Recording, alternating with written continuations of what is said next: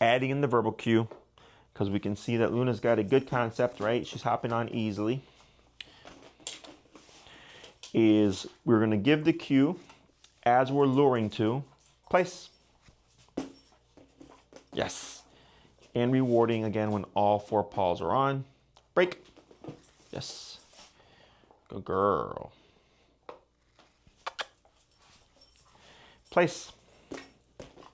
Yes. Remembering to keep the food, break, relatively close to their muzzle. We don't want to place and then do this, okay? That's going way too fast. And that's where we start to switch into the mode of the dog using their eyes, break, which I talked about in another video, is we want the dog to be using their nose, place, yes, good girl, break, and not their eyes.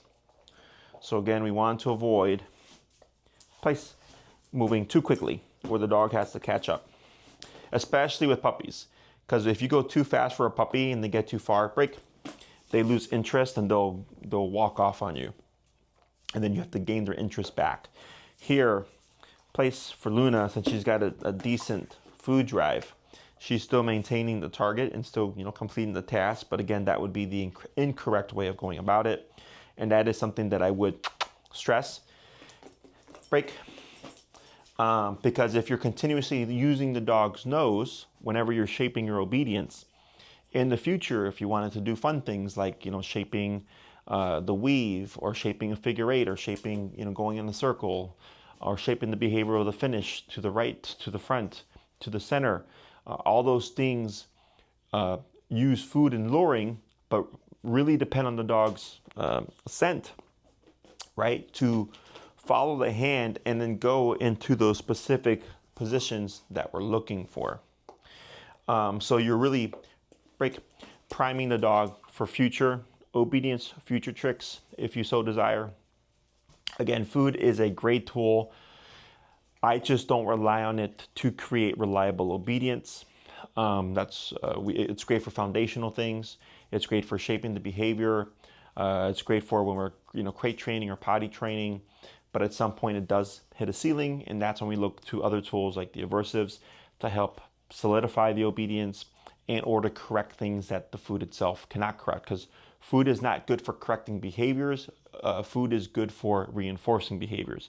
Food is good for things that you want to see again. It is not good at stopping things you don't want to see again.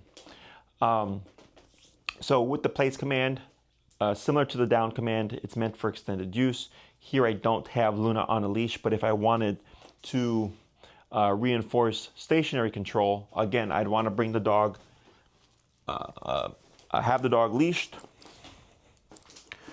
So I'll demonstrate with Luna here. Break. Yes. Good. Place. Yes. All right, so now she's on the place command, but except this one, I would want to reinforce. So we're gonna need something to help us out. Again, I don't care that she's standing. I don't care that she's sitting, or says she sits or that she lays down. I just care that she stays on the object. But now, if she breaks the position, I have a means of reinforcing. I don't say no, I don't say I don't repeat the command of place. I simply lure the dog back using pressure and then relax. I would not reward here.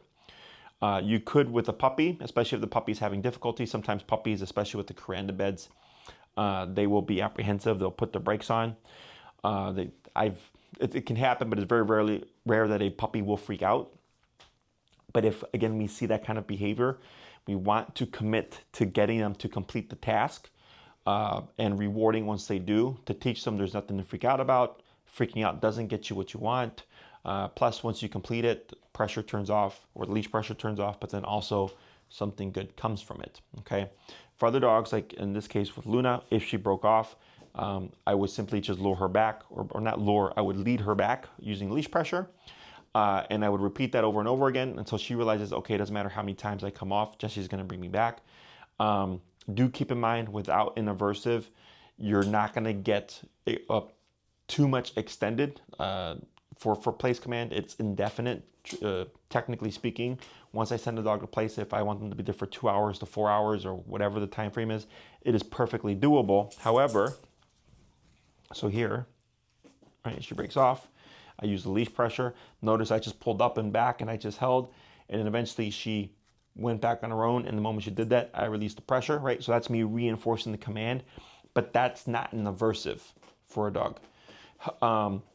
So what'll happen is she'll just continue breaking. Maybe she can hold for 5 to 10 minutes or so, but again, if there's stimuli, external stimuli that we can't control, that distract the dog from place, it's gonna be a lot harder without the use of aversives like a prong or e-collar to then teach the dog, well, if you come off, there is going to be a negative consequence and you need to go back to what you were doing before.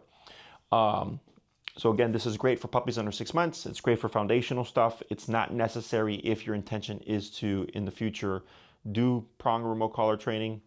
But if you're looking to do your training from the ground up, from scratch, going through all the stages from food to prong to remote collar, you're more than welcome to. It's just going to be a little bit of a longer process.